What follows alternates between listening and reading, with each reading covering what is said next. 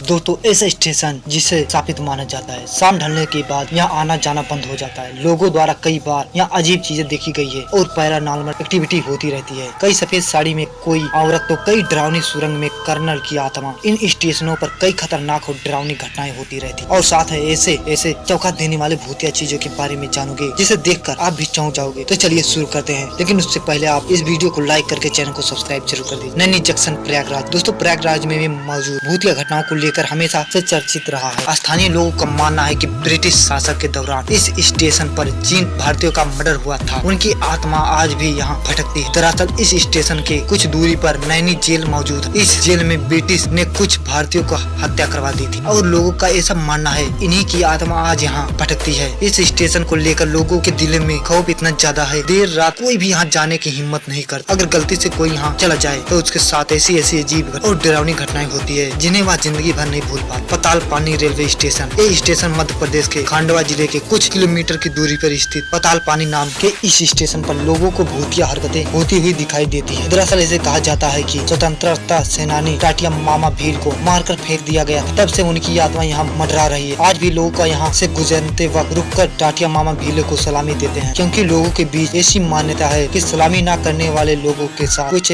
न कुछ अनहोनी जरूर होती है। सूत्रों के अनुसार इस स्टेशन का नाम जल्द ही चेंज कर दिया जाएगा। इसका नाम बदलकर यहाँ के जनजातीय वीर स्वतंत्रता सेनानी टाटिया मामा भील के नाम पर रख दिया जाएगा। उनके वीरता को श्रद्धांजलि देने के लिए किए जाने वाला बाडोंग रेलवे स्टेशन हिमाचल प्रदेश। हिमाचल प्रदेश के सोनल जिले में मौजूद कालवा शिमला हाईवे के ऊपर बना ये रेलवे स्टेशन हॉन्टेड एक्टिविटी को लेकर हमेशा चर्चा में बना रहा है। दरअसल इसे बनाने वाला ब्रिटिश इंजीनियर जिनका नाम ब्रोग था, उसने किसी कारण से खुदकुशी कर ली थी। ऐसे कहा जाता है कि उसी की आत्मा आज यहाँ भटकती है। इस जगह पर एक टनल है। बहुत से लोगों का ऐसा भी कहना है कि टनल ब्रोग की आत्मा इसी टनल के अंदर रहती है। यहाँ से गुजरते वक्त लोगों ने अजीब चीजें महसूस की। कई बार लोगों को चीखें भी सुनाई देती है। आपको बता दें कि गवर्नमेंट के द्वारा कई बार उस राउंडी टनल पर ताला भी लगा गया है, लेकिन हर बार यहाँ पर ताला टूटा हुआ मिलता है। कहा जाता है कि कर्नल ब्रोग के मरने के बाद उनकी डेड बॉडी को इस टनल के पास दफना गया था। शायद यही वजह है कि कर्नल ब्रोग की आत्मा यहाँ भटकती है। The shroud of Turin. ये 14 फुट श्राउड का कपड़ा है, लेकिन इस कपड़े में कुछ खास है जो आज भी एक मिस्ट्री बना। दरअसल इस 14 फीट कपड़े पर एक आदमी का प्रिंट बना हुआ है, जिसके बारे में कहा जाता है कि ये प्रिंट जीसस क्राइस्ट यीशु मसीह का है, क्योंकि इस कपड़े पर बने हुए प्रिंट पर ठीक वैसे ही बॉडी और घाव के निशान है जैसा ईसा मसीह के मरने से पहले उनके शरीर पर लगे हुए थे। ये कहा जाता है कि जब ईसा मसीह का डेथ हुआ था तो उन्हें इसी कपड़े में लगाया गया, तभी से वे निशान इसी कपड़े पर मौजूद। इस कपड़े को पहली बार 1354 में एक मशहूर योद्धा जो फ्रांस